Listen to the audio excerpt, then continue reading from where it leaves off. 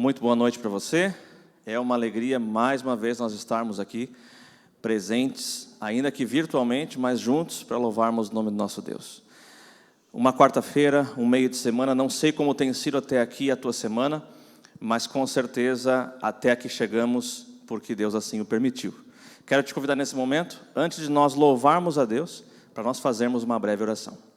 Feche os teus olhos. Pai nosso que estás nos céus, obrigado, Senhor, mais uma vez por nós estarmos juntos aqui. Queremos louvar o teu nome, Senhor, e te agradecer por tudo que tu tens feito na nossa vida. Obrigado, Senhor, por nos permitir estar até aqui hoje, com vida, com saúde, com dificuldades, mas sempre com a certeza de que tu vais conosco. Aceita o nosso louvor mais uma vez, Senhor, nós te rogamos, em nome de Jesus. Amém. Vamos cantar um pouquinho? Vinde às águas. É a música que nós vamos usar para, em oração, louvar o nome do nosso Deus.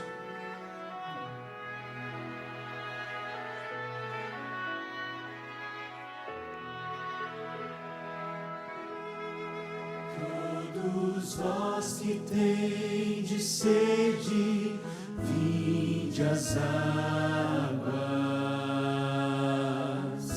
E quem já se sente perdido, vinde tomar e beber.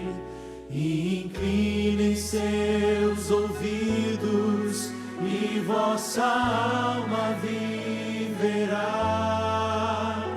Quem estiver com sede, vinde às águas. Buscai ao Senhor enquanto se pode achar. Invocai o seu nome enquanto perto ele está. Deixe o ímpio seu caminho, deixe o homem seus pensamentos maus e volte pro Senhor. Todos vós que tendes sede, vinde às águas. E quem já se sente perdido, vinde tomar e beber. E inclinem seus ouvidos, e vossa alma viverá. Quem estiver com sede, vinde às águas. Buscai ao Senhor enquanto se pode achar. Invocai o seu nome enquanto perto ele está. Deixe o ímpio seu caminho, deixe o homem seus pensamentos maus e volte pro Senhor. Todos nós que tendes sede, vinde às águas. E quem já se sente perdido, vinde tomar e beber. E inclinem seus ouvidos, e vossa alma viverá. Quem estiver com sede, vinde às águas. Quem estiver com sede, vinde às águas.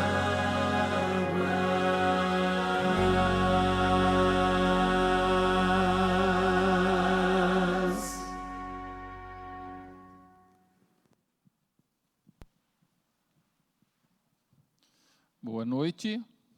Como está você nessa noite de quarta-feira? A unção do Espírito Santo está sobre nós, eu acredito que esteja com você neste momento. Assim como a corça busca as águas, assim eu busco a presença do Senhor, a do Deus excelso, e eu faço um plus, a presença do Espírito Santo na nossa vida. Faz um tempo eu tenho meu computador, já há um bom tempo, mas eu acabei fazendo algumas atualizações, coloquei uma memória SSD, para quem conhece, e o meu computador já era um computador bom, ele ficou mais veloz, mas ele estava atrelado a um HD externo físico ainda, e não dava compatibilidade, desde quando eu coloquei não funcionava bem, mas ele era veloz. Aí faz uns 3 meses ele começou a ficar muito lento, eu comecei a... não foi mais produtivo o HD do meu computador. E aí eu mandei colocar tudo SSD para deixar ele bem rápido. E eu fiquei feliz, porque agora o meu computador está bom. Está com o coração bom, com a mente boa e consegue me ajudar bastante. A minha internet não estava muito rápida. E aí eu vi um plano promocional da operadora que eu trabalho e acabei adquirindo uma internet bem mais rápida. Então, hoje eu tenho em casa, no escritório, internet e computador bom, que dá conta da agilidade do que eu preciso. Aliás, quando eu comecei a ter um computador, isso lá nos idos de 1989, eu tinha um 386 com internet de escada, e eu tive que adquirir uma linha telefônica especialmente para a internet, naquela época, coisa que hoje a gente não consegue nem imaginar o que é isso. E eu fico pensando com você, hoje em dia a gente procura tanta velocidade, e às vezes a internet, às vezes o computador é um pouco lento, e isso nos estressa. Só que proporcionalmente à velocidade que a gente entrega e precisa das nossas máquinas da internet, nós não temos essa velocidade de conexão com Deus através da oração. Isso é preocupante, porque quanto mais tudo se agiliza, se torna mais instantâneo, a nossa conexão com Deus, às vezes, ainda é da época lá de 1989, da década de 70, e Deus lá do céu nos olha e vê, você está perdendo a conexão, a tua internet espiritual não está funcionando muito bem. E o culto de quarta-feira é justamente para isso, para a gente poder se conectar, procurar mais a Deus e se conectar. Qual é o teu pedido de oração hoje? O que está afligindo a tua alma e o que está te causando insônia? Eu não sei, você sabe, teu coração sabe, teu filho sabe, talvez, a tua esposa, talvez o teu patrão, eu não sei quem é que sabe, mas lá em cima Deus sabe. E a conexão dele para com você é perfeita, é rápida, é instantânea.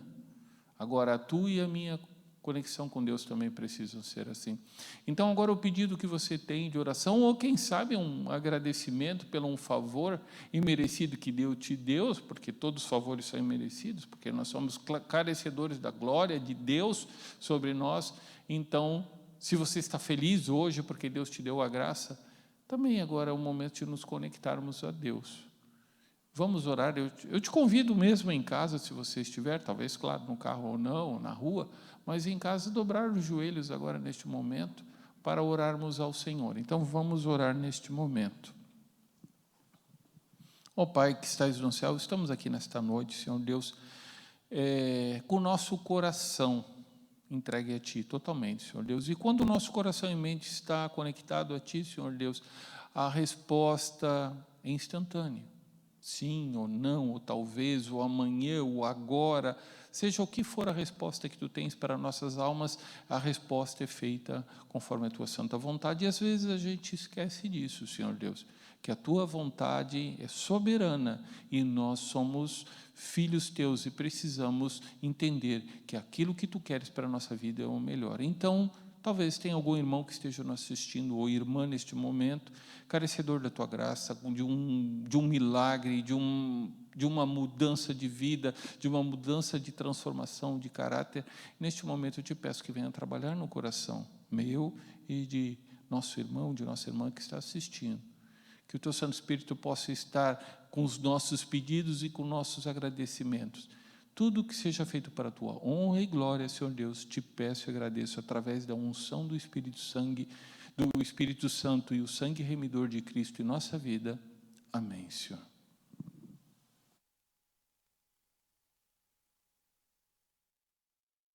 Olá, meus irmãos, boa noite a todos. É uma grande alegria para mim, uma satisfação poder estar aqui junto com vocês, mesmo distantes, né? Mas a tecnologia nos proporciona essa bênção de podermos estar separados, mas juntos ao mesmo tempo, para juntos poder estudar a palavra de Deus nesse momento.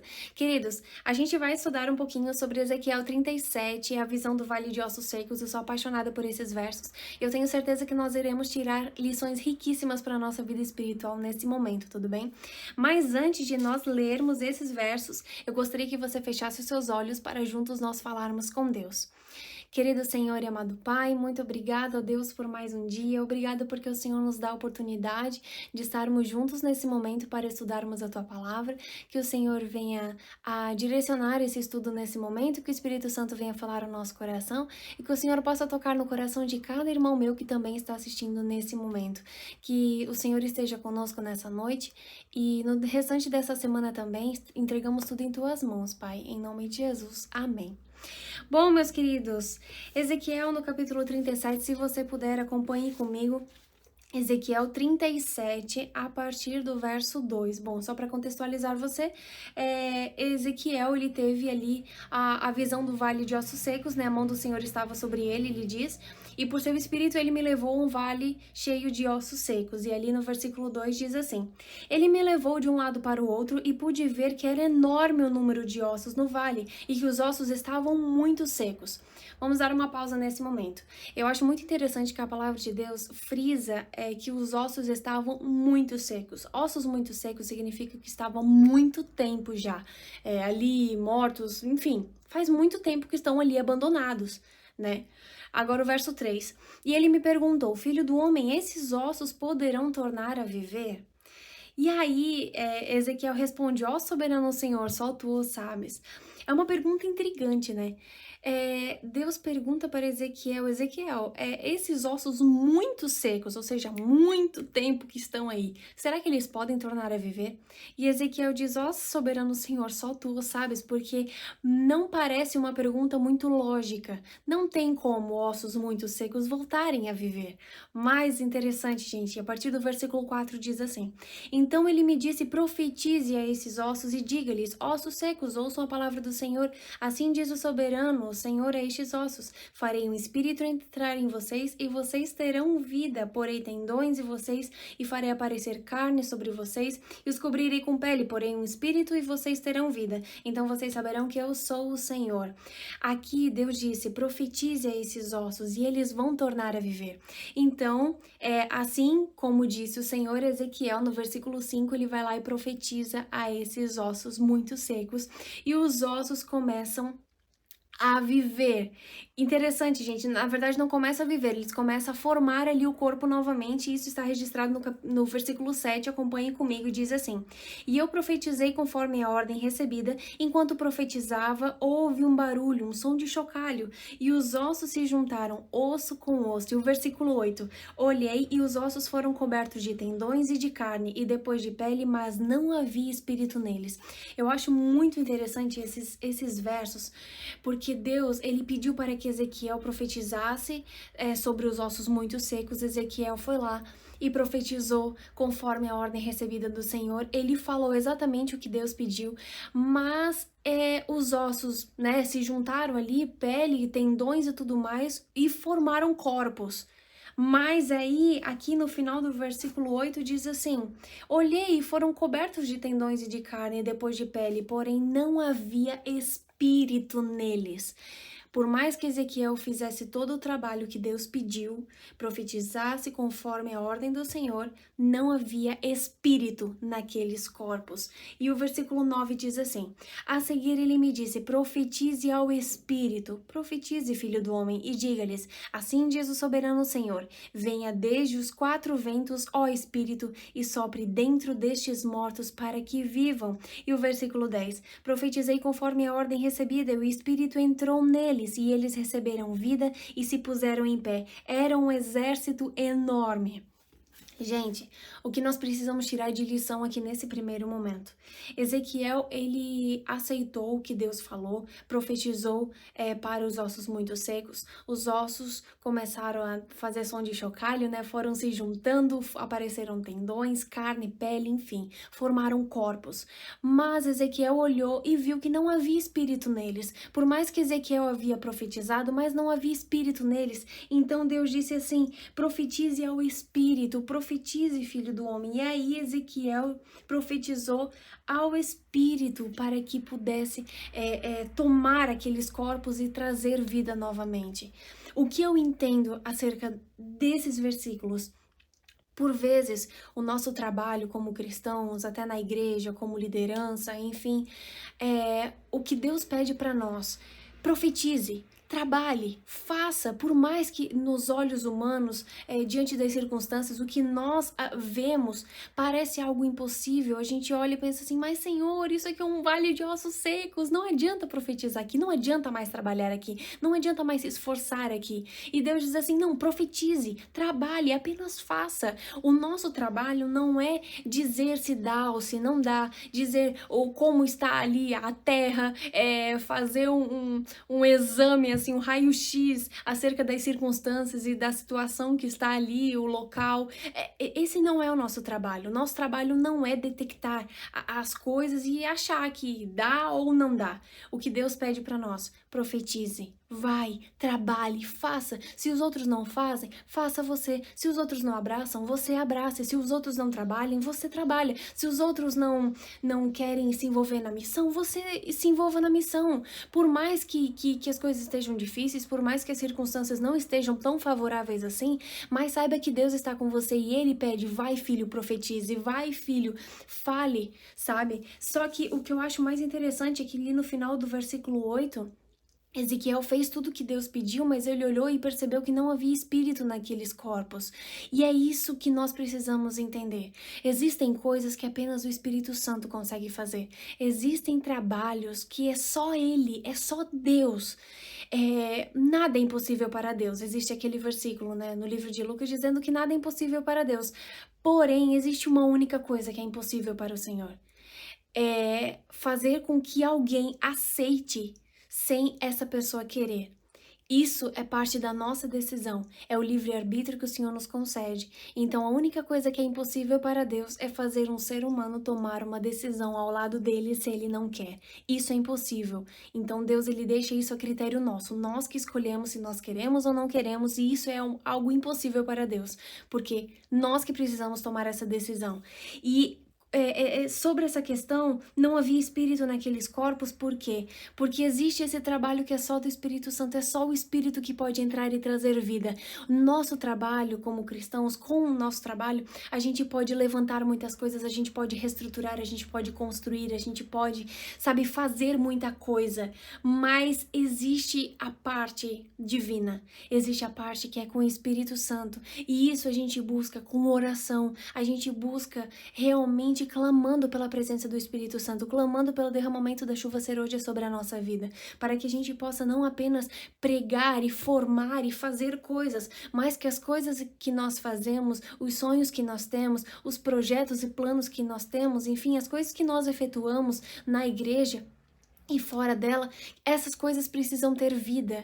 Sabe, os trabalhos que nós fazemos em prol do Evangelho precisam ter vida, e a única forma de ter vida é buscando o Espírito Santo, porque todo o trabalho que nós fazemos de profetizar, assim como Ezequiel fez, não vai surtir efeito nenhum se nós não clamarmos ao Espírito. Apenas serão corpos inteiros, mas não corpos vivos. A vida, o fôlego, sabe, a força vem só do Espírito.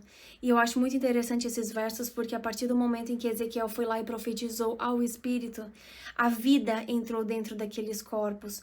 E É interessante que Ezequiel profetizou ao Espírito. Ele não apenas profetizou por ele mesmo, por ser um profeta. Ele profetizou ao Espírito. Então, que nós possamos buscar realmente o Espírito Santo todos os dias na nossa vida, para que aquele trabalho que a gente faz na igreja, para que aquele cargo que nós desempenhamos, para que aqueles projetos que nós temos, eles possam ter vida, para que o Espírito Santo possa direcionar todas as coisas.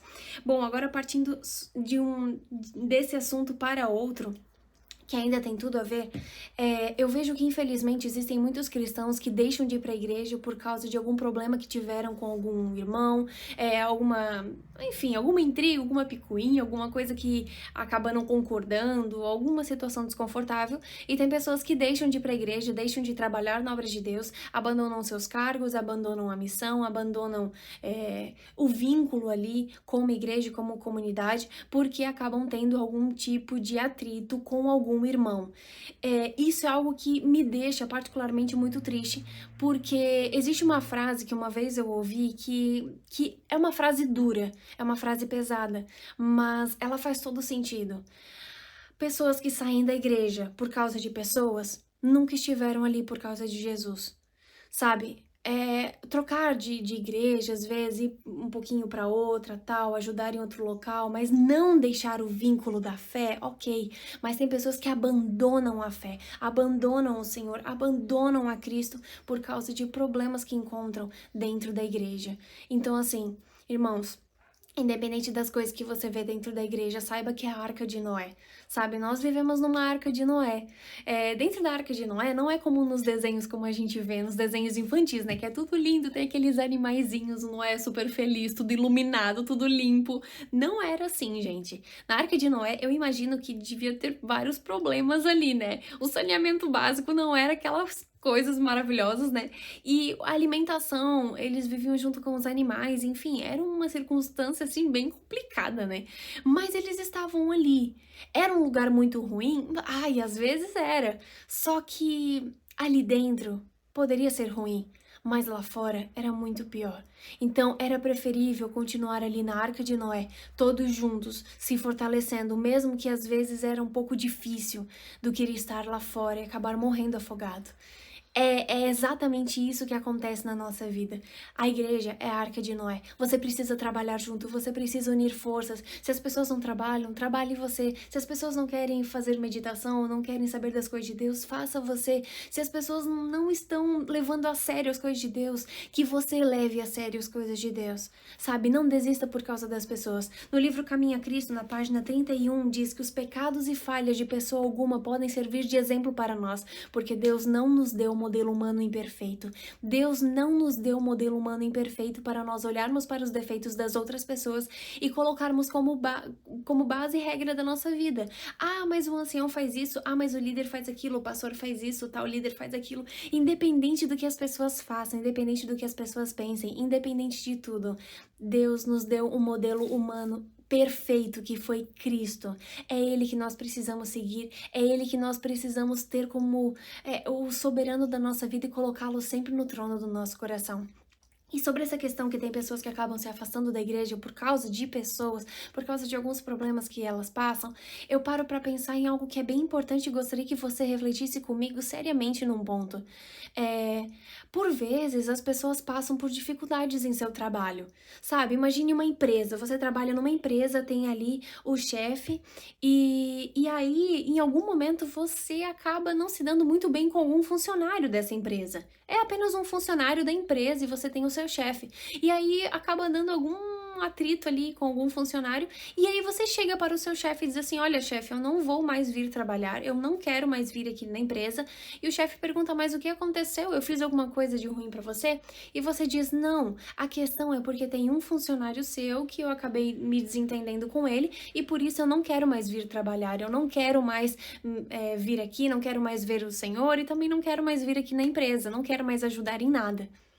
Sabe, é algo que não tem lógica. Ninguém deixa de ir pro trabalho porque tem algum tipo de controvérsia com alguém lá. Ninguém abandona o chefe do trabalho ou a empresa por causa de uma pessoa que acabou não concordando ali com alguma situação. E tem pessoas que deixam a casa de Deus, deixam Jesus, deixam a obra, deixam a missão, deixam de salvar vidas, deixam de se envolver no legado que Jesus nos deixou, do ID, de alcançar pessoas, de secar lágrimas de pessoas que sofrem, de alcançar tanta gente que sofre por causa de algum probleminha, sabe? Gente, Jesus está voltando. Nós realmente precisamos unir forças para alcançar as pessoas lá fora, para se fortalecer espiritualmente, porque o mundo passa com tudo aquilo que as pessoas cobiçam, porém aquele que faz a vontade de Deus permanece eternamente, porque aquilo que a gente vê é passageiro, mas aquilo que a gente não vê é eterno. A nossa fé não pode depender de fatores externos. Sua fé não pode depender daquilo que a pessoa pensa, daquilo que ela faz, das coisas que você vê, das circunstâncias, dos problemas passageiros, de atitudes de pessoas, enfim, coisas externas. Sua fé não pode ser apoiada em coisas externas. Sua fé precisa estar alicerçada na rocha eterna, sabe? Num firme fundamento dentro do seu coração, fundamento baseado em conhecimento, fundamento baseado em experiência, em amor, em verdade. E aí pode vir o vento que for, pode vir a tempestade que for, Jesus está no barco, você sabe que tudo vai terminar bem. E quando nós estamos realmente alicerçados em Jesus, nós temos a certeza de que tudo que nós passamos aqui é somente passageiro, sabe? A glória que está por vir é muito maior.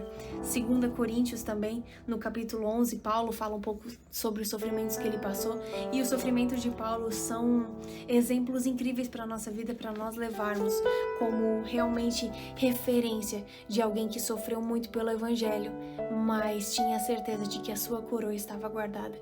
E é isso que nós precisamos fazer, independente das dificuldades, permaneça firme. E o nosso trabalho, muitas vezes, como cristãos, é fazer aquilo que Ezequiel fez, é profetizar para o vale de ossos muito secos. Independente da situação, da circunstância e da situação que esteja ali, profetize ao vale de ossos muito secos. E aí eles vão se fortalecer, mas você precisa da atuação do Espírito Santo para trazer vida a tudo aquilo que você faz.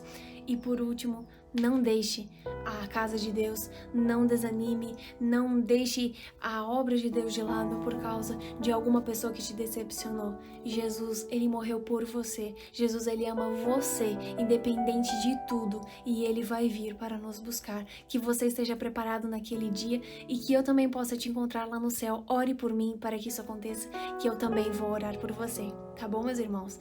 Feche os seus olhos nesse momento. Vamos falar com Deus para finalizar esse nosso momento de reflexão da palavra.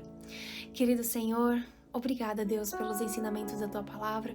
Obrigada porque o Senhor nos ensina tantas coisas maravilhosas, como na visão do Vale de Ossos Secos, Pai, que o Senhor possa nos fortalecer para que a gente possa realmente profetizar, independente da situação que acontece, nós possamos viver, que a gente realmente se entregue na Tua obra, na missão, que sejamos realmente missionários, Senhor, porque quem não é um missionário é um campo missionário, e que nós sejamos reavivados pela Tua Palavra dia após dia, e que o Senhor realmente esteja no trono do nosso coração, para que tenhamos uma fé inabalável, apesar das dificuldades, dos problemas que vamos enfrentar ao longo dessa nossa caminhada cristã, mas que os nossos pés possam estar andando aqui na terra, mas os nossos olhos fixos lá no céu.